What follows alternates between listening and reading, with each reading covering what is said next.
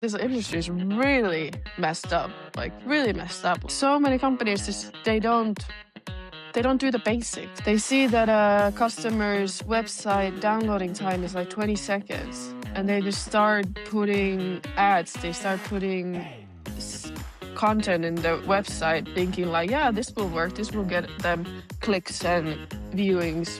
Who the heck cares about clicks and views? Are you actually getting sale? Are you actually getting traffic to your website that converts to a lead? And no one was ever able to answer to me that any of these questions when I asked, what's your conversion rate? I don't know. You're the CEO. How many leads do you get that turns into a sale? I don't know. How do you not know these numbers? Your partner is supposed to be giving this to you. Honestly, we're just doing the basics. We're doing what we're supposed to be doing, but others just aren't even doing that. Tiia, welcome to the show. How are you today? Thank you. Thank you. I'm very good. How are you? I'm doing great, thank you. So one of the things I want to start off with, given that we're a 100% remote company, where in the world are you joining us from today? Currently from Paris. Just moved here 3 weeks ago. 2 weeks ago? Yeah. Nice. What has it been like for you so far? In Paris? Yeah, Oh, it's a big change. I moved here from Barcelona where I lived there for 6 years. So it's a big change. I mean, culture shock. The people are completely different. Language, food, everything is. I'm trying to find my routines, but I mean, so far it's good. Can't complain. I mean, it's Paris. right, exactly. Who can complain about Paris? So, I've been in the company for about 2 months and a half now, and I've gotten to know you just a little bit. So, from what I can see so far, you have sort of this travel bug that you've always had. Walk me through. Where did that travel bug start for you? Oh, I think since I was a little kid. I mean, for me, like Spain, Spanish culture, the language, or so Latin America has always intrigued me since I was a little kid. I was like, I want to learn Spanish. And whenever I had the chance, even with my family, we always traveled to Spain. And when I was old enough to travel on my own or with my friends, immediately I was out. I think first trip was to Barcelona, I think. And it's just, I always had this urge to leave Finland. I always knew that even though I love Finland, I mean, it's the place I grew up, but it's not for me. The culture is not for me. I prefer much more kisses and hugs and like chit chatting, which we don't do in Finland. Um, so I prefer that a lot more. And I think, well, I graduated high school when I was 18. 1 month later, I was like, I'm not staying here. So I moved to US. I was an au pair for 2 years in the same family. Then I was thinking about maybe checking out colleges in Texas. Went to Texas, and then I liked it. I love Texas, to be fair, even though, like, if you cite all the issues there, I love it, but it's too far away from home. Like 18-hour flight. Flights are like 1,500 every time. It's too much to be that far away from Finland. So weirdly, my one of my close friends was living in London at the time, and she asked me like, "Hey, have you thought about London?" And I was like, "Well, actually, never crossed my mind, but let's try it." So we moved there together, and then really weirdly, one day I was walking around in London, and I walked past this school. It just said HULT Business School, and I was like, "Huh, what's that?" I checked it online, and I saw that it was actually an American school, but they had a campus in London.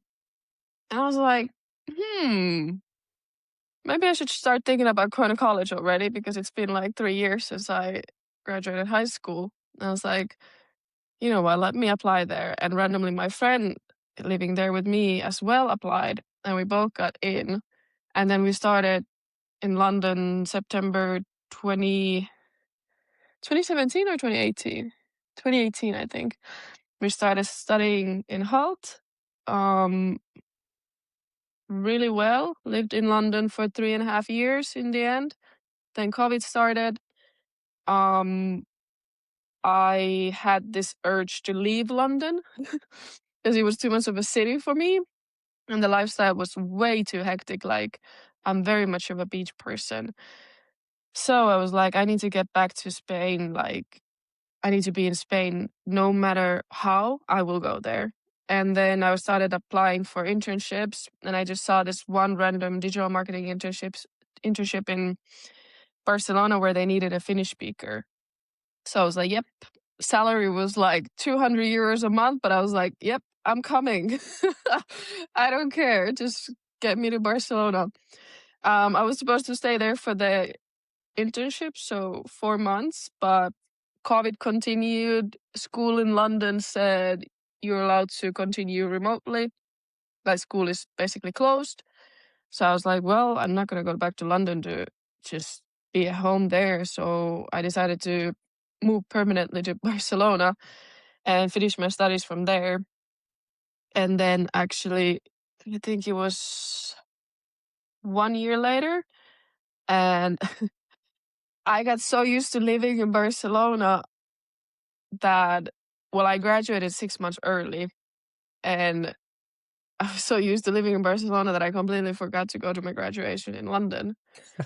I remembered the day when I saw everyone posting online. I was like, oh, right, I did have that life still going on as well. I completely forgot about my life in London.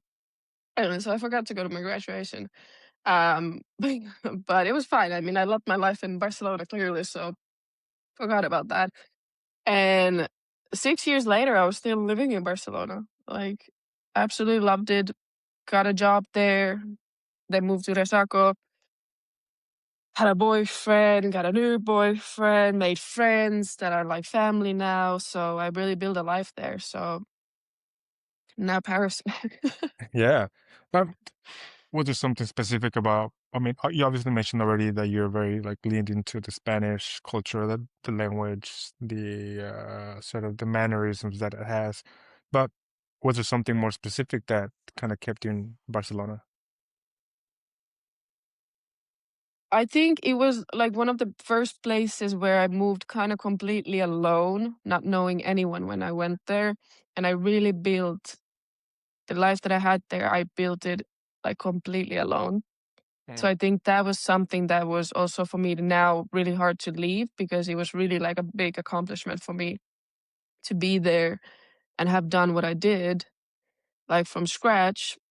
Um, and also, I mean, of course, Barcelona weather. I mean, who wants to leave that? So I think that's one of the biggest ones. Wow, that's interesting. Have you, do you feel that somehow living abroad has also sort of shaped the way you work and the way you sell? Oh, 100%. I mean, my mind is a lot more open than when it was when I lived back in Finland, and I got so much more experience in things that I really didn't think I would ever get in Finland. Especially when I compare myself to like my Finnish friends, like, absolutely no shame. I love the way they live and Yeah. everything, but it's just not for me.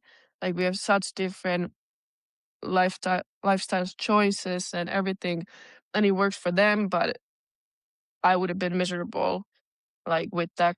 It's just not for me. And also, my lifestyle is not for them. Like, I think they would Yeah. be miserable with my lifestyle. But I mean, I think just talking to people from different countries and understanding their culture, how they behave, it really helps you also in your workplace, like, to really bring new ideas in the table. Mm. Would you recommend anybody who is looking to go into the international business to live abroad first before? I mean, I've come from I've been in Finland now for 5 years. I did my university here and did international business, and did notice that yes, while a lot of people are studying international business, it seems to me that there's not really like a lot of knowledge or the know-how. I mean, the know-how they can teach you at university in terms of terms and terminologies that are used in the business world, but the real day-to-day life of dealing with people from outside your country, that's something that you just can't learn while being in one country.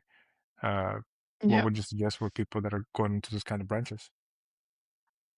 Oh, 100%. It's not like mandatory that you have to live in the country, but it helps you tremendously to live in another country to really understand that people have different ways of living. It's Hmm. not just the way that we do things in Finland that everyone does everywhere in the world. No, it's not like that. Like even going to Spain, like difference between Spain and Finland is so huge. Like even with it's like very random example, but like working extra hours in Spain, that's not a thing. You work until your work is done. You don't get paid for extra hours. In Finland, it's like I did 30 minutes extra today, so I'm gonna take a half a day off tomorrow. Like it's so like the work life balance here, like in Finland, really is like wow. But like in Spain, in Italy, they don't look at the clocks. They do their work without complaining. I think that's something that Finland should look into a little bit more. Like Hmm. workday doesn't have to finish at 4 p.m. exactly. But I think for international studies like and business, it's very important to at least speak with continuously with foreigners, with people from other countries, because how else are you gonna do international business if you only know how business works in your country? Yeah, yeah, I couldn't agree more. You mentioned something interesting about the sort of differences in work-life balance, sort of cultural thinking, right? One side is sort of, we work until the work gets done, and the other was it's we work until what my contract says I should stop working. Obviously, there's always the extremes on both sides, right? If you work too much, then you can kind of lead to Yeah. burnout, and then but also like if you kind of stick too much to one box, it's gonna be very hard to get out of those things and to also sort of find growth. Uh, One thing is the cultural shock that you've had while going to different countries. But talk to me about the business culture shock. Have you encountered any of that now that you're sort of, working internationally? Mm, I can't really think of anything that really like shocks me. I can't really think of anything that shocks me with that. I guess you I think have, like that's just the it's just the work life balance. I think is one of the craziest. Like in Italy, people work until 11 p.m. and it's a normality for them. While in Finland, that would never happen, like ever. I think hmm, that's like only the one thing that really shocks me still. what are your thoughts on that? I mean, how do you feel? What do you think would be sort of the right mix? I don't think working until 11 p.m. is correct, but I also don't think that like well, I don't know. It's a weird thing because you're allowed to work until 11 p.m. if you want to. Yeah. Like, if you love your job, go for it, do it. But if you're forced to do until 11 p.m., it's a bit, I mean, it's too extreme. But I think until 5, 6, 7 p.m., these are normal hours still during the week. Yeah. And maybe one month you do longer hours, the next month is a bit easier, especially in the sales world. Like June, July, August, there's not much happening. It's pretty quiet, especially in Finland, well, everywhere in Europe as well.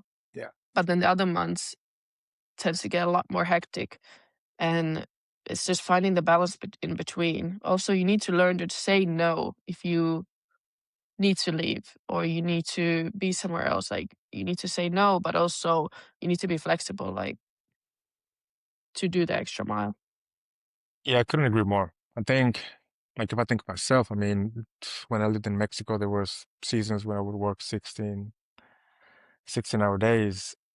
And obviously, I didn't learn about the work-life balance until I came to Finland. Like, I had never heard that term in my life until I came to Finland 5 years ago. And I thought it was interesting. And I don't know, like, the way that I see it, I think it's kind of it kind of depends on the life stage where you're at the moment. I think if you're young and don't have much responsibilities, that's like the time where you can test your limits, right? Mm, We talk about yeah. balance. How can you know balance without knowing first your limits? And it's kind of a buzzword that gets thrown around quite a lot, like work-life balance, work-life balance. And especially, I mean, nothing against it, but whenever I hear a 22-year-old talk about work-life balance, it's like, well, come on. I mean, you do have a lot more that you can offer. I mean, leave the work-life balance to the ones that have been working for the past 10 years and maybe taking very few Yeah. vacations. But yeah, that's a very interesting topic and something that I've learned that also to pay attention. And of course, now that I have a family and kids, I do have to prioritize also my time. But at the same time, I mean, if it's 4 o'clock and I still have things to do, I'm gonna make sure I do those things. Mm, Yeah. yeah. Hmm. Agree. So let's talk about Resaco. How was it that you ended up in Resaco? Oh, it's a pretty funny story. Well, funny for me. So how did it start? Oh, so I was living in Barcelona. Um, I don't remember if I had my first job already back then or not, but somehow Resaco's previous employee, Essi, she had popped up on my LinkedIn all the time, like very randomly. She was living in Barcelona as well. She was Finnish, but I never met her. But she was on my LinkedIn always for some reason. And she went to work to a company, can't remember the name. And I was like, oh, they contacted me as well. So I texted her, like, hey, how's it going there? Like, do you like it? And she was like, no, I don't like it. I don't recommend it. I was like, okay, I won't continue the process then. Then she went to work for another company that I had interviews as well.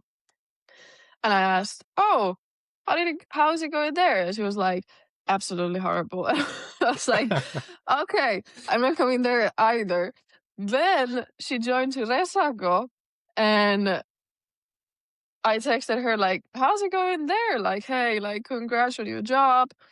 There was nothing open at the moment at Resaco, but I just wanted to text her like because I've been following her career for some reason. And I was just like, hey, how's it going in Resaco? And she was like, absolutely love it. Like, finally found my place here. And I was like, well, really happy for you. And also a Finnish company, like super good. And then, yeah, so then Olli, so Resaco's founder, started coming up my For You page on LinkedIn. And I started following a little bit what's happening in Resaco and what kind of company that is. Also, I did do my internship in digital marketing, and it's a very trendy industry. Everyone wants to work in digital marketing for some reason. I don't know why, but I guess it sounds very cool. Um, so I don't know. We started chatting with Olli, then like at a position for account management opened up. And well, the timing for me was absolutely the worst because I had my 1 month trip to the Latin America coming up. So I went to Chile, Peru, and Argentina. And I had like my final interview when I was in Cusco, Peru, like in the middle of nowhere during my last interview with Olli. And I was like, it was nerve wracking. It was in the middle of the night for me. Internet wasn't the best. And at this point, I really haven't been speaking Finnish properly like 10 years because I was working in English. My friends were Spanish or English, boyfriend in Italian. Like I only spoke Finnish with my parents, and it's, Finnish people don't speak with their parents that often. So it's every now and then. I still remember, we will laugh about it with Olli. I was speaking like complete Finglish. Like I didn't know how to talk about SDR work in Finnish. So I was throwing English words all the time in the mix. One point, Olli turns off his camera. And he told me this like once I had joined Resaco like a year later. Because I never understood why he turned off his camera. I thought it was because I was doing so bad that because I was really like, well, first of all, I didn't have experience for account manager position. So I was just really like throwing things that maybe they sound good, but they were like completely out of it. So Ollie turned off his camera, and I always wondered, like, hmm, I really was that bad. But then he told me 1 year later that he had to turn off his camera because he started laughing so much about my Finglish because I could not speak Finnish. Like, it was so bad. And I didn't even realize it was that bad. But also when I go visit Finland every now and then, my friends are like really like, Tiia, like, you gotta step up. Like, how are you losing your like mother language? Like, it is really weird. It is really weird. But I was laughing when Ollie told me that. I was like, for all the time, I thought it was because I was so bad, but it was just because of my horrible Finnish. And well, then it turned out I didn't get the position, which well turned out good because I would have not made it in that position either. It was like fake it till you make it for me. But I then continued like talking with Olli on LinkedIn. Continued following Resaco. Then they opened up a position for part-time SDR. And SDR was exactly what I was doing back in Barcelona. And I texted Olli on LinkedIn, like, hey, if you have a need for a full-time SDR, I would be interested. And I think Olli called me the next day and asked me, like, when do you want to start? Like, I already remember you from the last interview. Like, I know you can do the SDR job. So I think 1 week we had signed the contract. I started in Resaco. Rest is history. Here I am 2 years later. Wow, wow, that sounds very Ollie-like. Yeah. Yeah, well, it's kind of interesting. So Resaco is basically this, we basically talk about being 100% remote sales company. Yeah. Do you think, I mean, how does that resonate with your personality? So in my previous job, I did go to office twice a week. Mhm. I do like it. I do miss going to office a little bit just to see people, Yeah. especially now in a new city like Paris. Like, I don't know anyone here. Mhm. So also working from home alone and then not having anyone to hang out actually after work either. Mhm. It's tough. It's really Yeah. tough. But I do love the flexibility that remote work gives you. Like, I mean, if I didn't have remote work, I would have had to find a new job in Paris, and that would have been another really big stress, anxiety ball. So, I mean, I think once I'm able to get friends in Paris, find gyms, get my routines, again, I'm completely fine and I love remote work. So, I think it's all good. For me, it works perfectly. Yeah. Yeah, it's very good. I think this is the first time that I'm actually working in a 100% fully remote. I mean, Oh, yeah. ever since I can remember, it has always been going to the office, which was sort of a ritual that I thought I enjoyed. I mean, it was nice to sort of suit up, put a suit on, and go to the Yeah. office, and like you said, hang out, talk to people there. Uh, but obviously, working from home, you can also accomplish so much. Just some of the things that you can do around the house, right? Yeah. The Yeah. commuting, those kinds of things. It's like okay, I'm actually doing a little bit more with my free time than whereas before I was spending maybe an hour, hour and a half just commuting from home to the office you know, and Yeah. then back. 100%. Yeah. What does a typical day for you is like at Resaco, like as an SDR?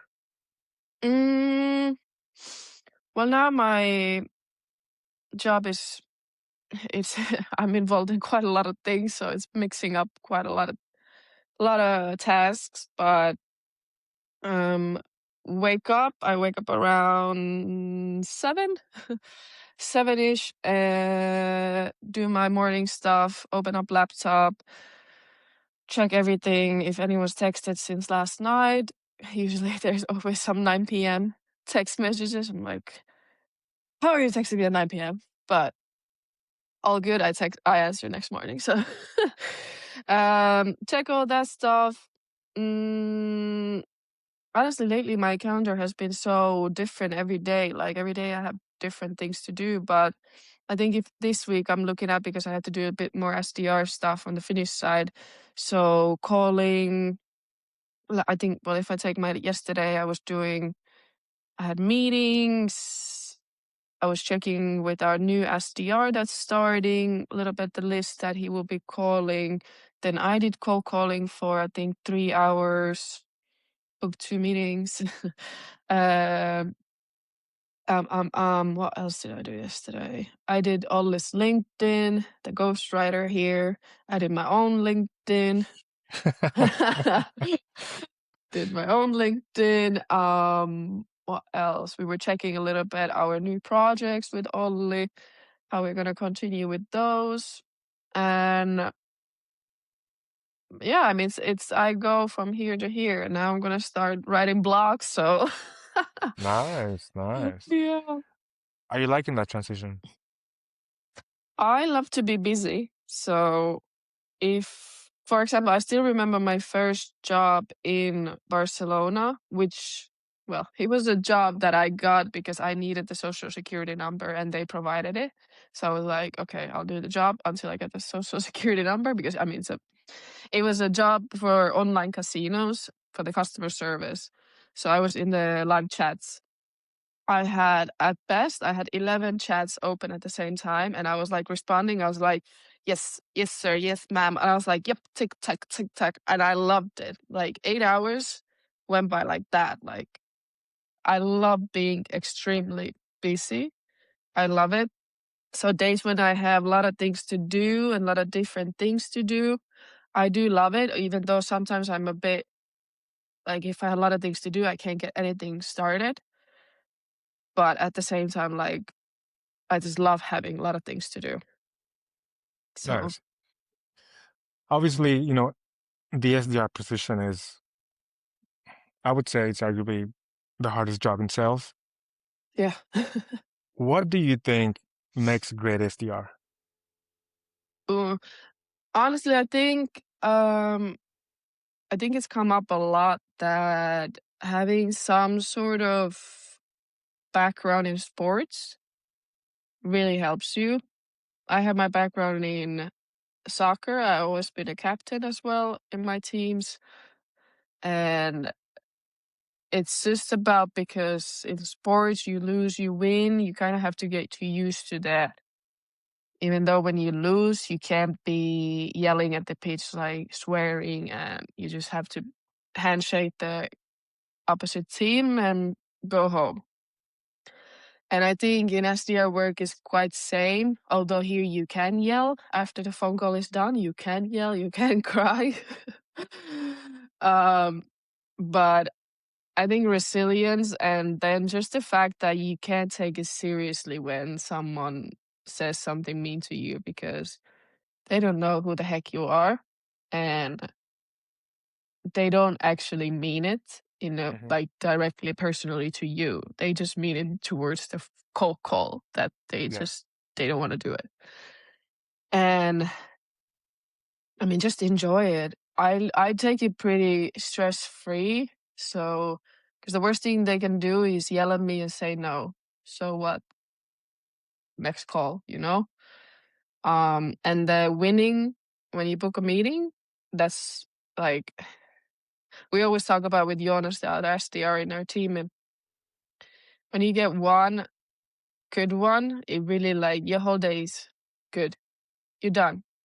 Your whole week is like sunshine and like rainbows. It's amazing. Like, I think Jonas does like a happy dance every time. Like, it's just like, especially if on Friday you have a good day, your weekend is sorted. Like, dinner out, let's go. So the key to happiness is book a SDR call, right? SDR Yeah, meeting. yeah. You gotta book meetings, otherwise you're miserable. No, no, no, no. Just resilience, Yeah, resilience. yeah. That's good. I mean, obviously now the position that they have, it's sort of the SDR manager, right? So Yeah. given the experience that you have, you obviously, have a certain touch and feel for what a good SDR is. But on this side now, I mean, how do you spot talent? I think you can see it within the first month already. just the way a person, because for example, we are able to listen to phone calls. Mhm. Um, just the way that they speak to a lead and that it's not forced. Because I remember, for example, when Jonas started, he had never done a cold call ever in his life. And the difference from now to then is insane. Like in the beginning, obviously you're a bit scared, you're a bit nervous, like you don't really know what to say, especially when there comes pushbacks. But you just have to keep calling and calling and calling, and then you become so natural, Mhm. and you understand that even if you don't know the answer, you can say it. You're just very chill, like, "Hey, actually, I don't know the answer to that, but I can give you the answer later. I can email it to you. I can ask from our team or anything." Because you don't need to know everything. Mhm. And I think spotting a talent is just finding a person who isn't afraid to pick up the phone call, the phone. So, and is willing to do the work. Even if there's 10 no's, the next one can be a yes. So you just can't let it get to you, you Mhm. know? Um, and just someone who's excited. You need to be excited to make the phone calls. Otherwise, it's not for you. Mm. If you're not excited to call a person, you can't be doing an SDR job because you're going to be making like 10 calls a day and that's it. Yeah. What do you think is the hardest part of being an SDR that most people underestimate? Mm, picking up the phone. No. Uh,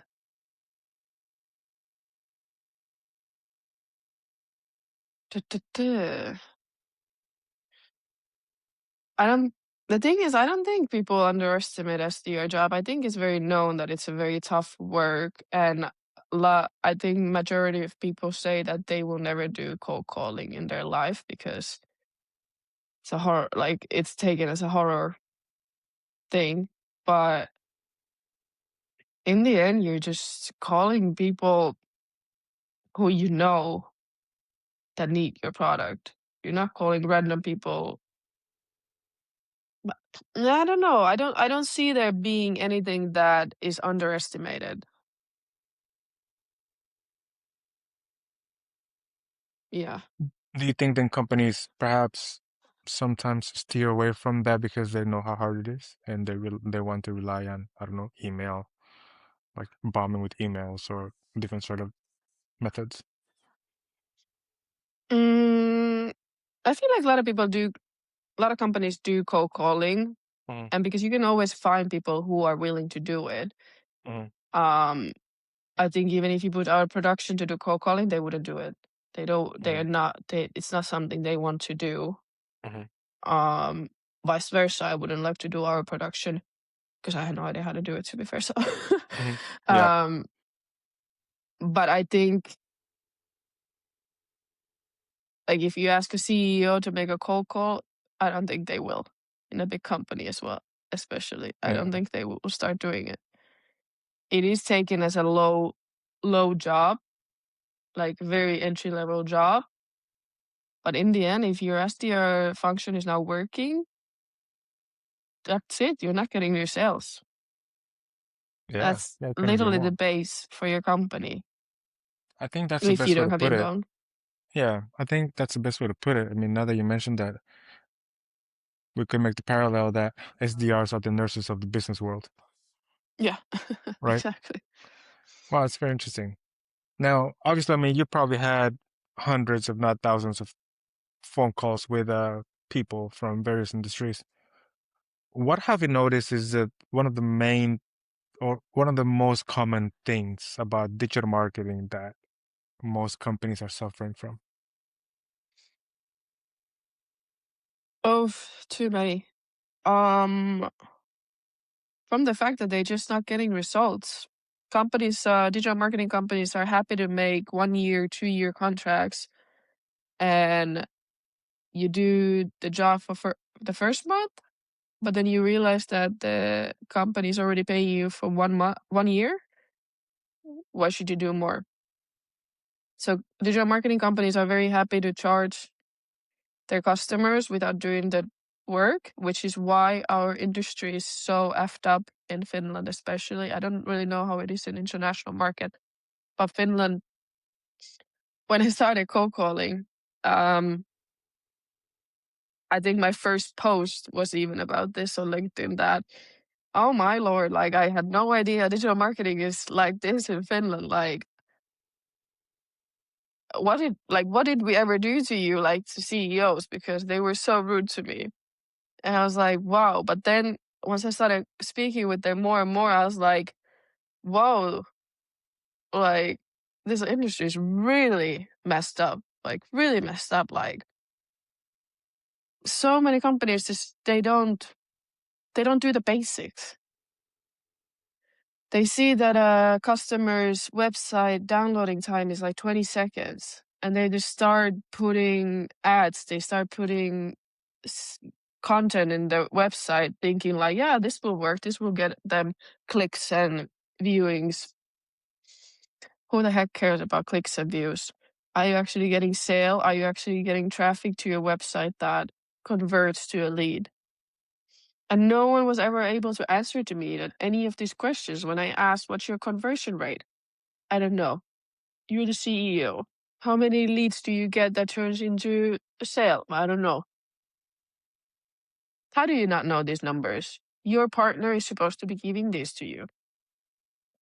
So I think this is like, I started understanding within a couple of months, like really what Resaco does in digital marketing industry. Like, honestly, we're just doing the basics. We're doing what we're supposed to be doing. But others just aren't even doing that. They are like,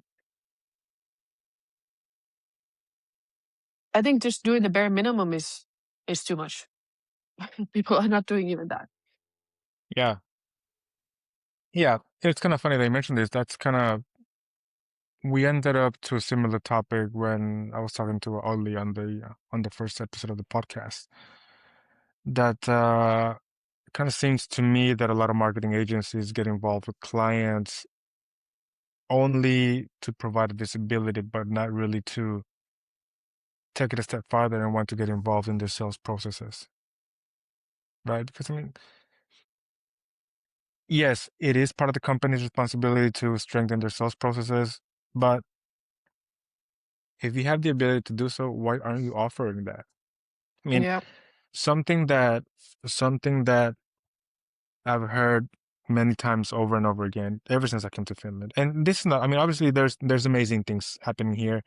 We have amazing products, but it kind of seems that the selling part is not just there. For example, if you compare to Sweden, I mean, you know, Finns hate that comparison, but it is true. You know, Mm, whenever you travel around the world, nobody orders Koskenkorva vodka. People order absolute vodka, right? yeah. Nobody goes and looks for Artek. They're gonna go shop at IKEA, Yeah. right?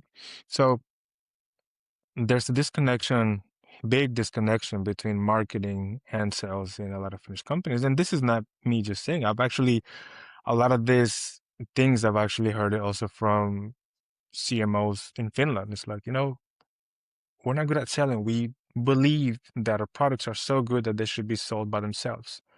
And Mm, well, it just doesn't work that way. And now that I was always involved in sales, but now that I'm in the digital market or in the marketing, let's say, environment, I have noticed that thing. And I have noticed how there's so many brands out there that are actually even piggybacking from some of our like philosophies. I mean, there's this great yeah, yeah. company in the US called Sisu Sauna. They have Mm, great marketing. Like, why didn't we come up with that? yeah. Literally. Yeah. Yeah. So there's a big disconnection. Um, Jesus. I mean, now the company, Resaco, we're at a different stage now. We're now trying to expand into the EMEA. What have you Mm. noticed in terms of the way people do marketing outside of Finland versus the clients that we have been dealing with, for example? It's funny because when I was looking into certain industry in Sweden, I noticed that they're not doing anything. Because when I was thinking about those companies, if I would compare them to Finland, Mm. every single one of those companies would have been a meeting booked in Finland. But just because I was as big as Swedish, they didn't want to talk to me.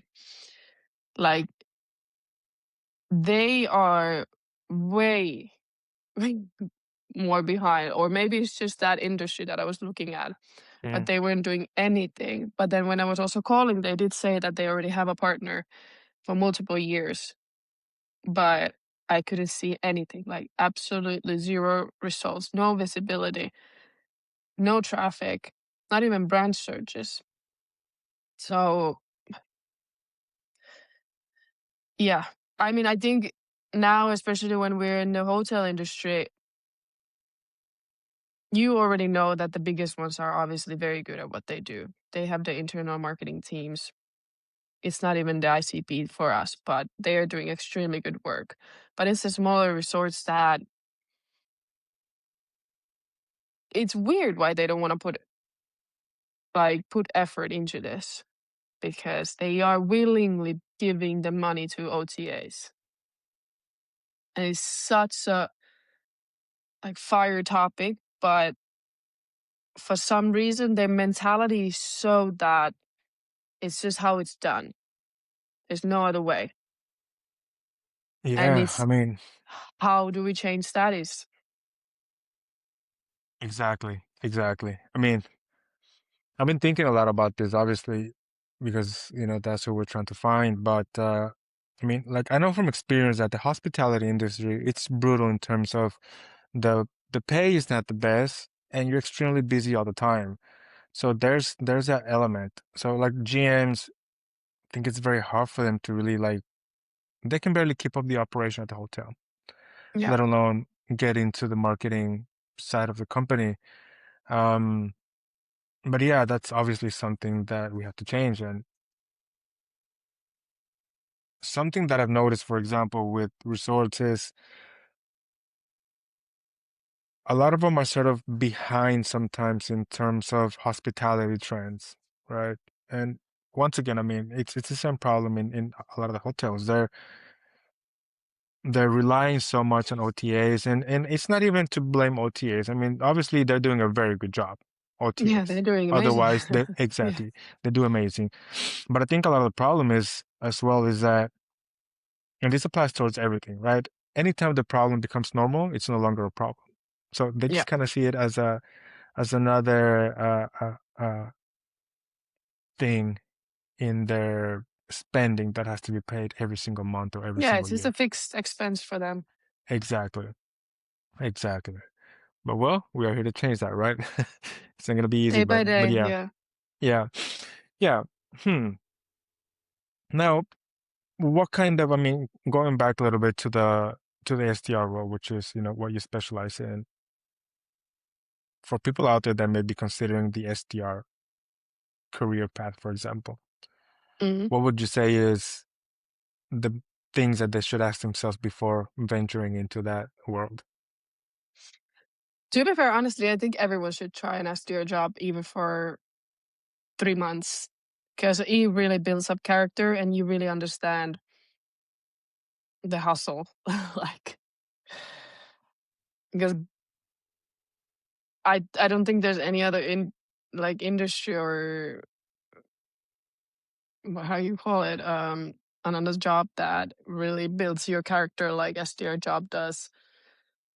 But people who are starting out as an SDR, I think the most important thing is just to pick up the phone call and understand that they don't know you. They genuinely do not know you as a person. What they're pushing back or being angry at you, it's not you personally.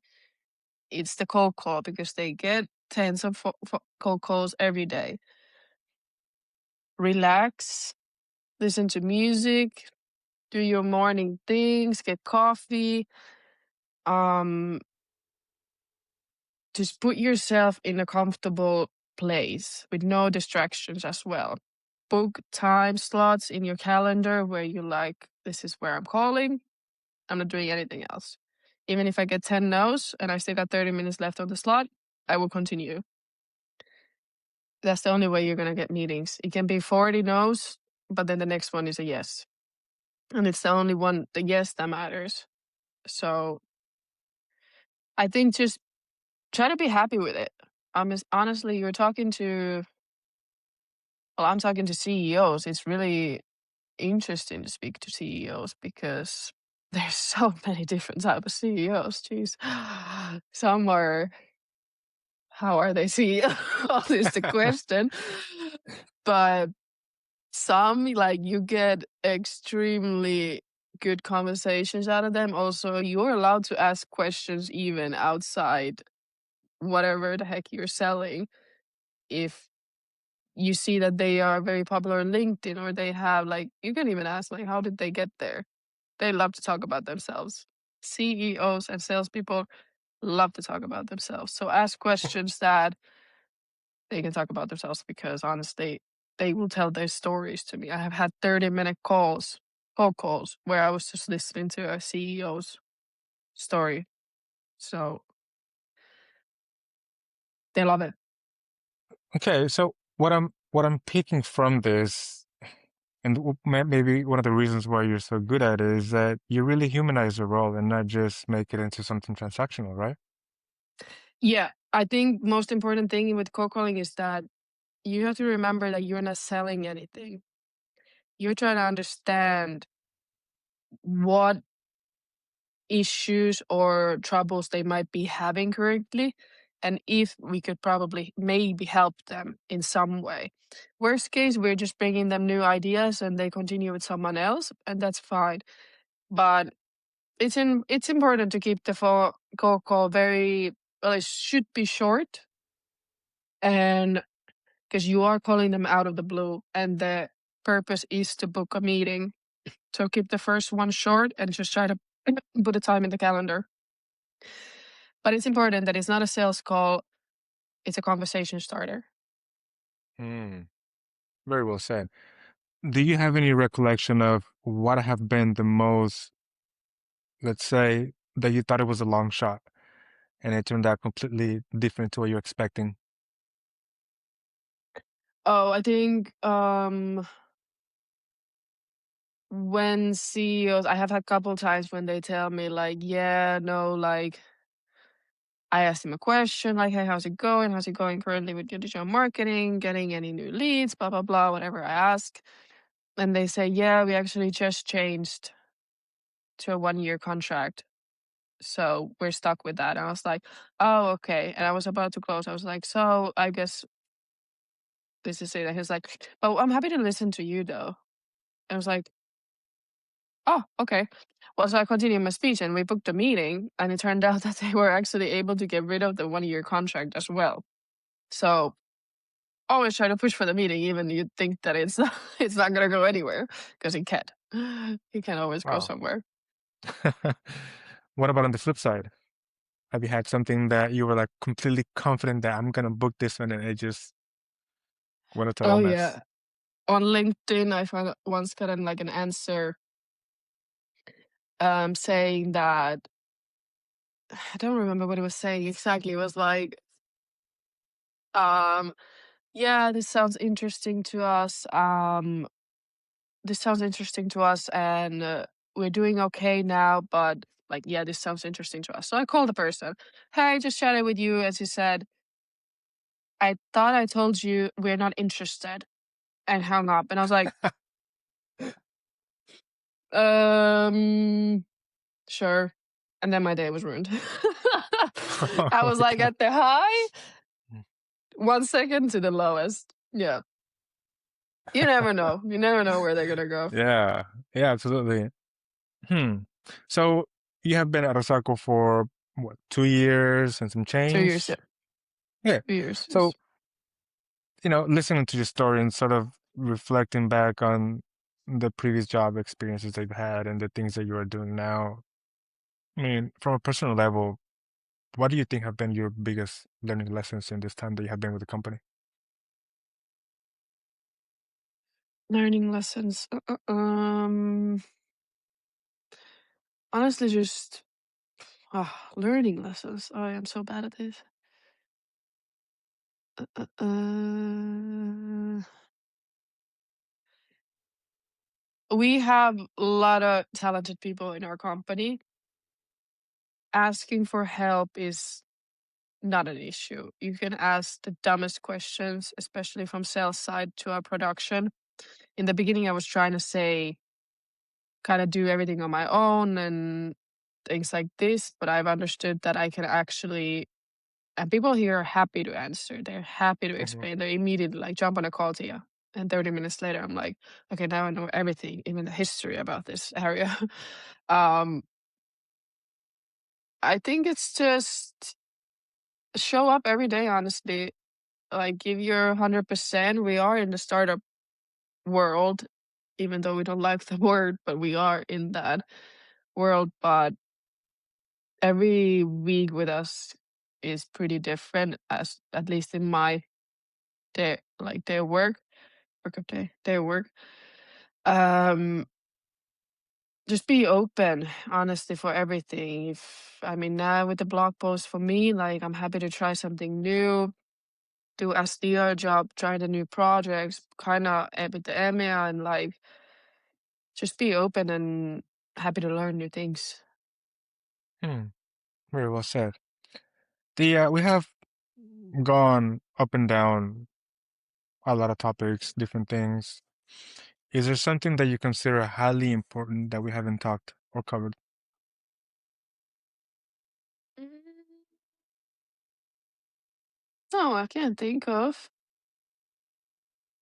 anything highly important. I think we covered pretty well. Yeah, we have. Yeah, we have. Tia, where can people keep up with you? On LinkedIn. On LinkedIn. How do No, you wait, what appear did on you LinkedIn? ask? Yeah, yeah. How can people Yeah. find you and keep up with you? Yeah, on LinkedIn, Tiia Lehtisalo. Find me on Resaco. I try to post once a week from now on, but let's see how it goes. I say You're that every doing month, great. so Yeah. you're doing great on LinkedIn. Thank you. Thank you. Thank you. Tia, it has been an absolute pleasure sitting there and chatting with you and getting to know a little bit more of your personal story instead of, the mind behind the SDR genius that you are. So, thank you so much for giving us a little bit of your time. Thank you. Gracias. Gracias. All right, then.